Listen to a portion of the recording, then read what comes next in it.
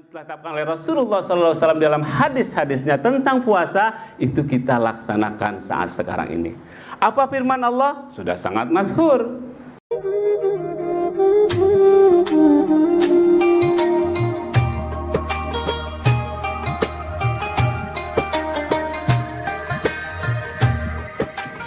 Bismillahirrahmanirrahim. Assalamualaikum warahmatullahi wabarakatuh. Waalaikumsalam warahmatullahi wabarakatuh. Alhamdulillah, bersyukur kepada Allah.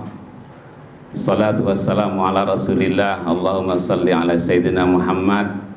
Alhamdulillah, sore hari ini sangat berkah sekali untuk kita semuanya sebagai asatidz dan ummahat atau sebagai keluarga besar Arsyad Islamic School, mulai dari para asatidz, ummahat dan juga karyawan yang lainnya. Ini adalah sore yang sangat berkah, suasananya dingin, kita mendapatkan pencerahan-pencerahan yang sedemikian dahsyatnya, yang sedemikian menggebu-gebunya. Mudah-mudahan tekanan-tekanan yang sedemikian kuat tersebut dapat menghujam kepada setiap ulu hati dari orang-orang yang ada di sekitar sini. Apalagi dibarengi dengan puasa yang kita laksanakan, maka problem, masalah, galau, apalagi stres, itu sudah tidak akan terasa lagi kalau sudah siraman-siraman rohani yang diberikan pada sore hari ini. Maka sesi keempat, sesi yang santai-santai, tidak perlu tegang-tegang, apalagi penampilannya penampilan orang tua. Kalau tadi kan anak muda semuanya gitu, put. Sekarang orang tua ya. Sekarang orang tua yang akan tampil. Terkait dengan apa Umirani, judulnya hakikat puasa. Asatidz dan ummahat yang dirahmati Allah, serta para pendengar serta para pemirsa di seluruh Indonesia dan di seluruh dunia. Baik, sore hari ini kita akan membahas tentang puasa mengacu kepada apa yang disampaikan oleh Sang Hujjatul Islam Al-Imam Al-Ghazali sebagai favorit Ustaz.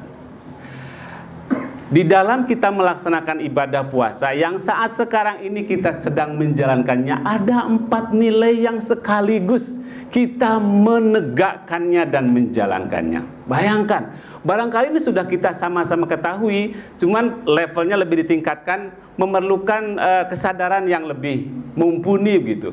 Bahwa 4 nilai itu Ustadz melihat kita semuanya sudah mengetahuinya.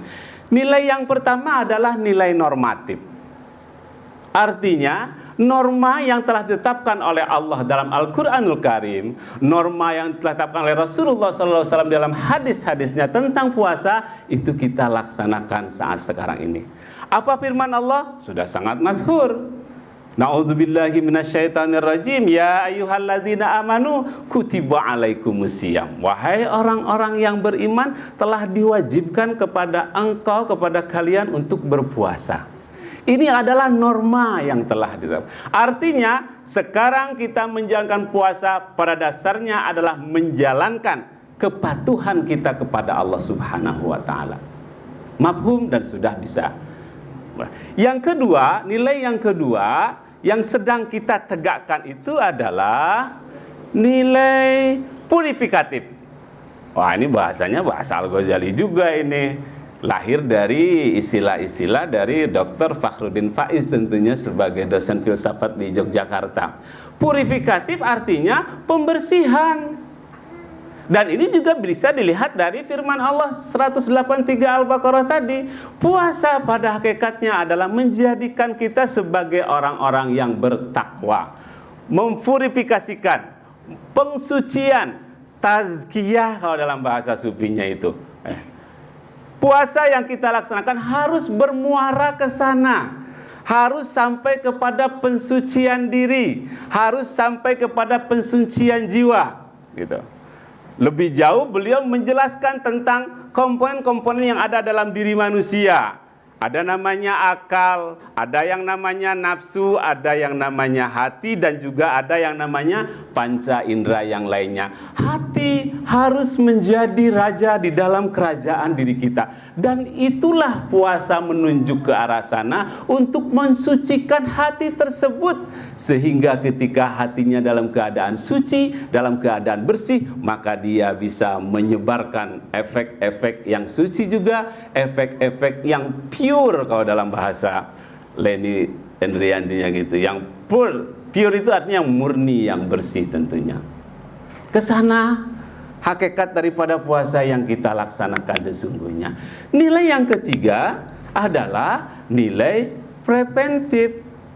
Preventif ini adalah nilai pencegahan. Dalam sabda Rasul kan dijelaskan, apa bunyinya dalam ujung hadisnya? As-saumu junnatun. Puasa itu adalah perisai. Kemudian dalam masalah nikah juga fa innahu lahu wijaun, begitu.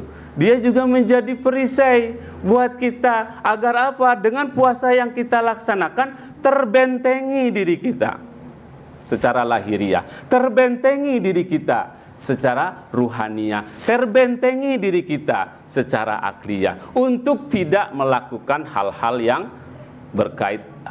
yang bertentangan dengan apa yang diperintahkan oleh Allah Subhanahu wa taala. Itu sudah sangat jelas.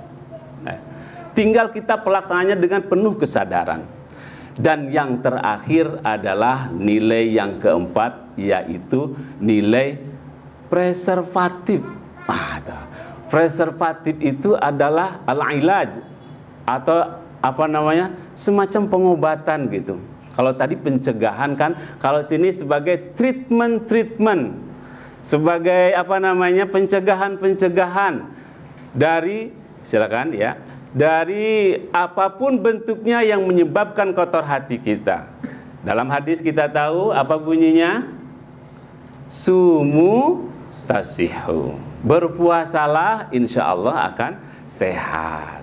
Itu adalah obat, itu apa namanya, pengobatan, perbaikan terhadap diri dan jiwa kita dengan melakukan ibadah puasa tersebut akan memunculkan hal-hal yang sifatnya positif dan membawa penyegaran dan juga membawa kebaikan-kebaikan ke dalam diri kita. Disitulah hakikat puasa yang kita harapkan.